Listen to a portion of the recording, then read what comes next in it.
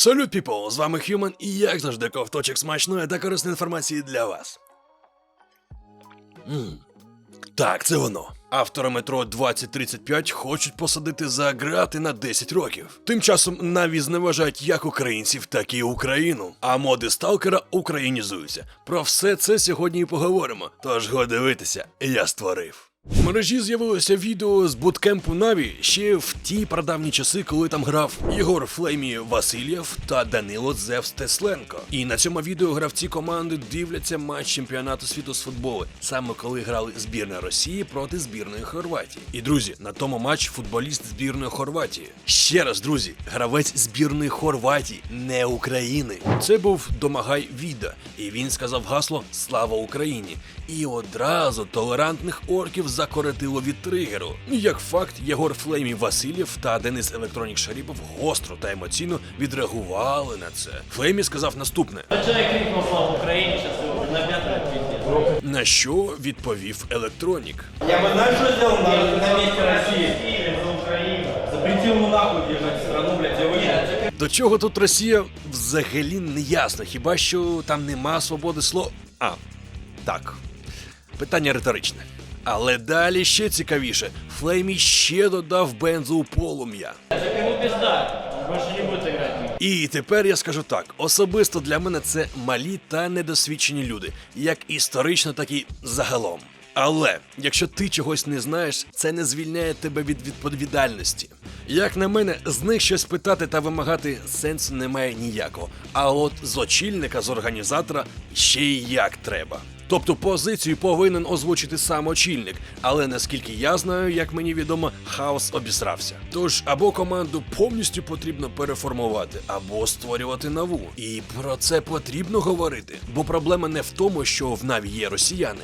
Проблема в тому, що хтось намагається заплющувати свої очі, поки братський народ вбиває друзів українців. Або інша ситуація, ти начебто українець в українській команді, та твої ж партнери з братського народу кричать, що треба пригнічувати тебе ж за гасла України. А ще й опосередковано підтримує геноцид цілої нації.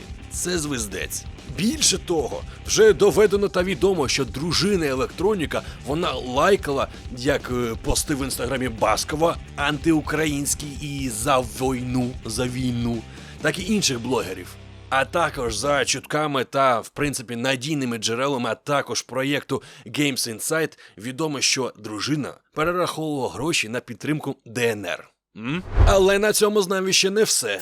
Український кіберспортсмен Віктор Здай Оруджев поділився враженням після переходу в НАТО Свінцера. Гравець у CSGO замінив у складі росіянина, це Кирил Бумич Михайлов. Ми про нього вже розповідали неоднократно. І далі цитата. «Це величезна можливість, яку я спробую використати якнайкраще. Давайте зробимо так, щоб Україна пишалася нами. Дякую Наві за шанс, а Mad Lions за допомогу». Але, друзі, враховуйте, що НАТО Свінцера вони орендували Здай лише на один турнір – Blast Premier Spring Finals. І вже після цих змагань українцю можуть надати, скажімо так, повномасштабний контракт. Або не можуть.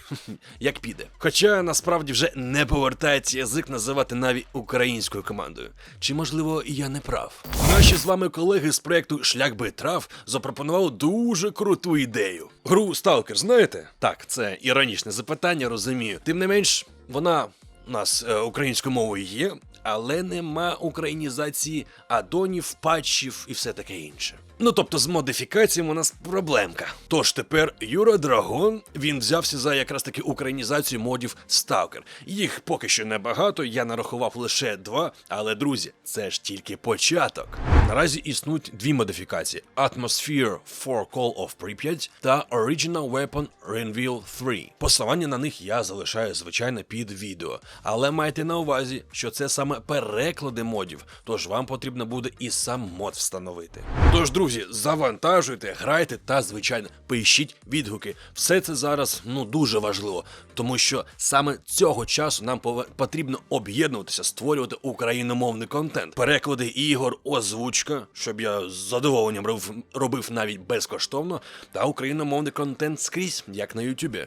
Тож долучайтеся, друзі, я в нас вірю. А тепер, друзі, треш сьогоднішньої нашої з вами програми. Слідчий комітет РФ, він відкрив кримінальне впровадження.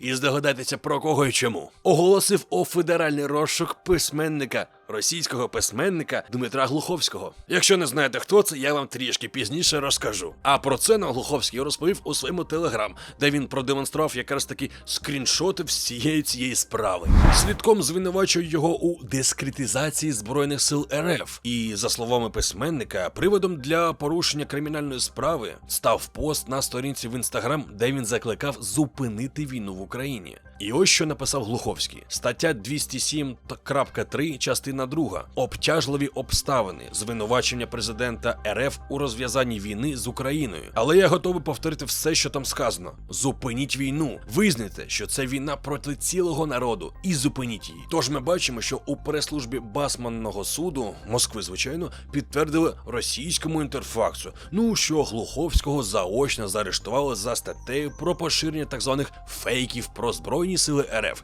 І це відбулося ще 13 травня. І водночас Міністерство внутрішніх справ Росії оголосило Глуховського у розшук в рамках його відкритого провадження. Тобто виходить, що письменнику через заклик зупинити криваву війну в Україні погрожує вже 10 років тюрми. Ну а тепер для тих, хто не в курсі справи. Ви серію Метро ігор грали? Чи можливо книжки читали? Або на стрімі в мене були.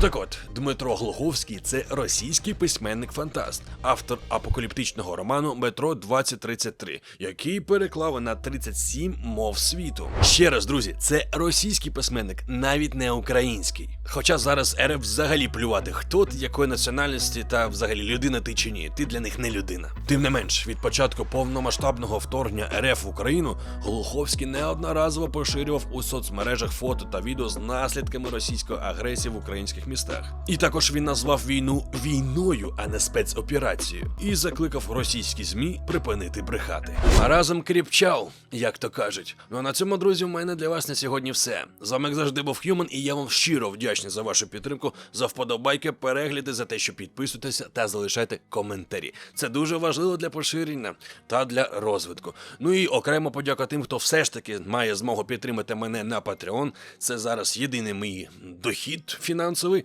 та це стимулює розвиток цього каналу, адже я делегую деякі обов'язки на монтаж відео. Інакше б все б не зміг би зробити сам. Тож дякую вам щиро. А з вами, як завжди, був Human, і як завжди, кайфової вам гри.